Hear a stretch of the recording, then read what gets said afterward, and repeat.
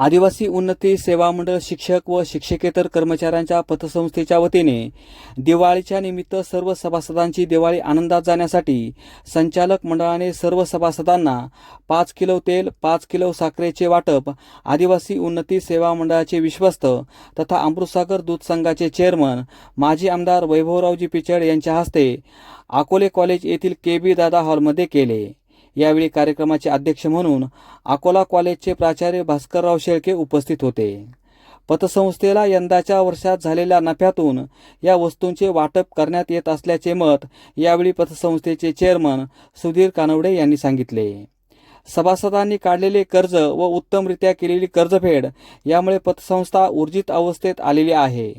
अडचणीच्या काळात सभासदांची गरज भागवणाऱ्या पतसंस्थेमुळे अनेक सभासदांची आर्थिक अडचण दूर होऊन गरजेच्या वेळी कामधेनू म्हणून कामाला येणाऱ्या पतसंस्थेची कर्जफेड सर्व सभासदांनी वेळीच करावी असं मत यावेळी आदिवासी उन्नती सेवा मंडळाचे विश्वस्त वैभवराव पिचड यांनी सांगितले।